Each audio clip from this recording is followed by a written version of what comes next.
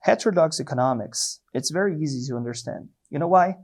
Because at the end of the day, that's explaining reality.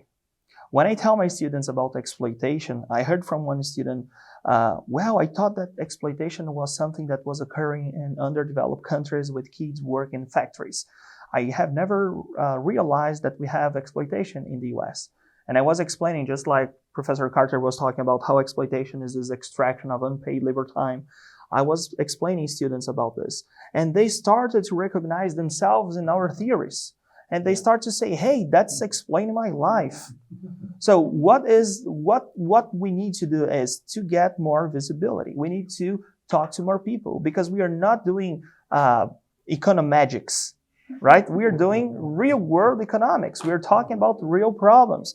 That's why I told you our theories are grounded in reality, right? So when people start to understand that they are reflected on our theories, they start to say, hey, this is something I want to understand more. You speak about how the system actually operates. Okay, if it's in fact can be demonstrated that the source of profit is not the brilliance of Bill Gates or Elon Musk, but rather the hard work that comes out of the extracted unpaid labor of the people who work for them, then that's something that we need to be able to scientifically communicate to the public. Heterodox economics is actually this creative thinking because we are thinking out of the box called orthodox economics. We are not constrained by the same principles. And we're still doing scientific, informed by history and all the tools that come from science, mathematics, statistics, history, sociology, political science. All these things are integrating parts of heterodox economics. You will never be able to find the answers to the social issues that Scott just mentioned when you study mainstream economics. If you want to find answers to, like, why are there so many homeless people? Why is the US government still dumping the trash to the African countries? Then you should study heterodox economics.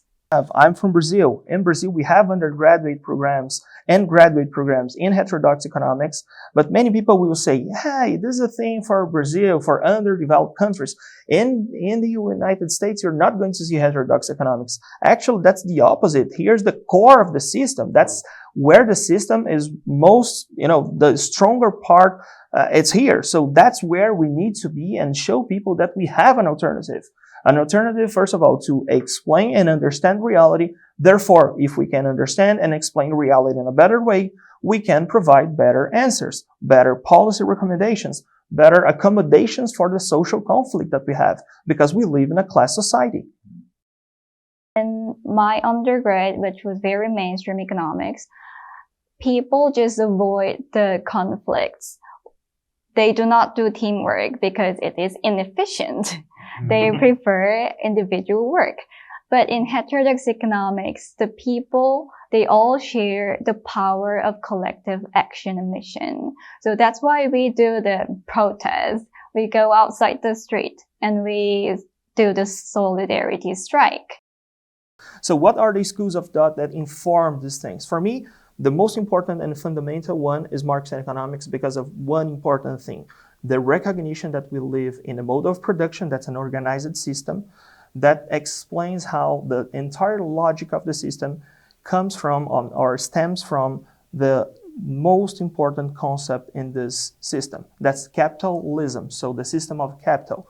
What's capital? Is the self-expanding value, this idea of promoting growth endlessly and this accumulation of capital. So we certainly are a social science, which means that we endeavor to think about social phenomena, society, social provisioning, specifically as it reflects to the market mechanism and how human society is organized under the market mechanism. That's why I am a heterodox economist, because I want better answers for the old problems that this system has created and we are unable to solve within the constraints of orthodox economics. The notion of scarcity is a fundamental fulcrum and foundational principle of mainstream economics. We look at it completely different. We say, no, there's not scarcity. It's not infinity of everything, but there's actually abundance. But we're having a conference that's going to be our inaugural conference. We're planning it. This is what we're spending a lot of work on. It's going to be in February. The first week of February, first Friday downtown, we're going to have scholars from all over the world. We want to be able to broadcast that So reaching out, and putting the space, and talking to people such as yourself, and I'll pass it on. Yeah, go ahead. And also we're holding the monthly speaker series every first Friday in 101 Archer, the art district. It will be very fun, open to public. We're providing food. We appreciate all three of you. So from TUTV, I'm Joe McCurdy. And I'm Hunter Lin, and we will see you next time.